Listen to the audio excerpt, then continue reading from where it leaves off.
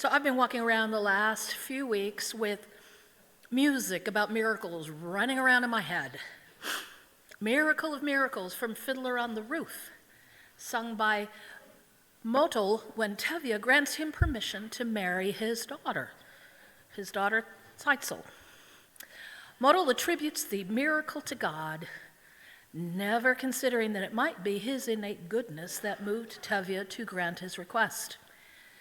And perhaps a bit of relief on Tevye's part that the eldest and first of 5 daughters has secured her future.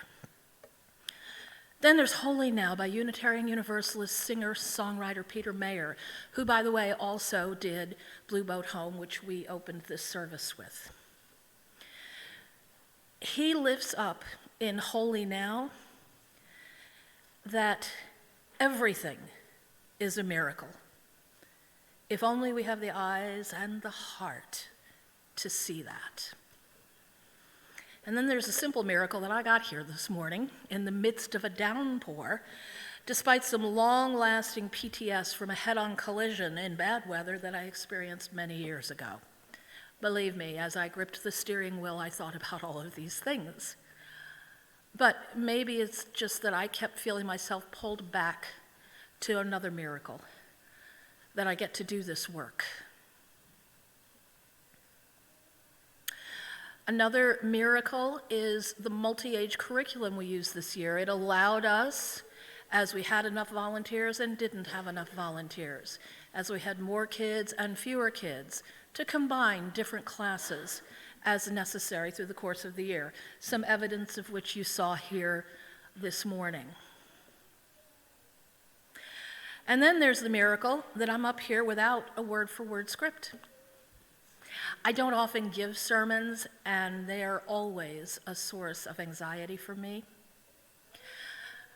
I'm impressed and intimidated by the work of those who have honed their gifts as they give sermons for a living, or those who are natural-born writers and speakers.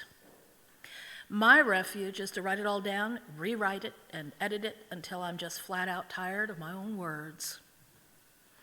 This time, I'm speaking largely from notes, words that put the fear of God into me when I hear some preachers say them, just wondering how long it's going to take them to get their thoughts out.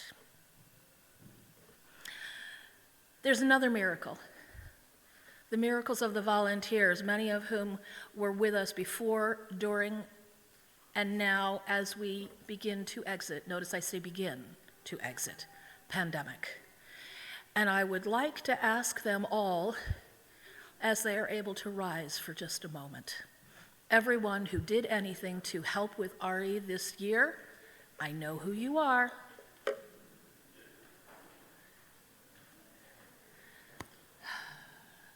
Thank you.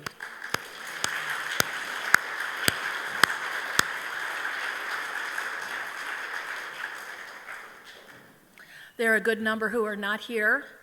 They also got the American Library Association's 52 books in a year banned journal. Okay. Another miracle that has stayed with me throughout the entire year is the work all of us together have been doing around widening the circle. That is tough work. But there's clearly a desire and an ever-growing commitment to doing that work. So, if we're going to realize our next miracle, it's also necessary work, maybe the work of good trouble, as John Lewis would say. Now, this year's graduating seniors, Gwen Johnson, whose creativity and enthusiasm when telling a story or singing made me feel joy. And Rue, who tasks us mightily with doing the right thing. And Amanda, who is walking proof that the adage, still waters run deep, is so very true. After all, the show will not go on without the right property mistress backstage. And Eli, again, whose love and joy for his dog has always struck me as profound, which takes me to my other arm, and a quote from Anatole France. Until one has loved an animal, a part of one's soul remains unawakened. And isn't that what we're here to do?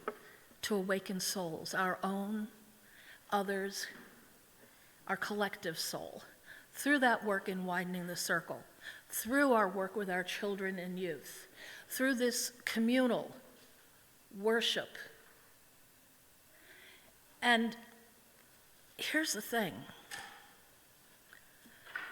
These children and youth who we're celebrating this morning, they have certain expectations. I can't tell you how many times, how many conversations I've had with them saying, but why don't we have more diversity? Why don't we do this? Why do we still do that? And for the future of the planet, of the world, of the country, of Unitarian Universalism, we need to, first of all, know what those expectations are, so talk to them. And second of all, live up to those expectations. We're telling them here and now that a certain world exists, that a certain world is desirable, that a certain world is worth working for. And when they get out into the world and they begin to do that work more independently themselves, they'd better see some of that world.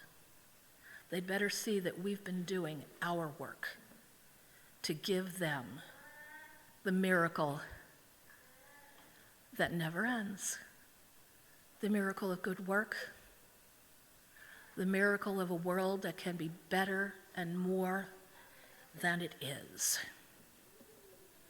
And that is the extent of my written and unwritten words for the morning. May it be so.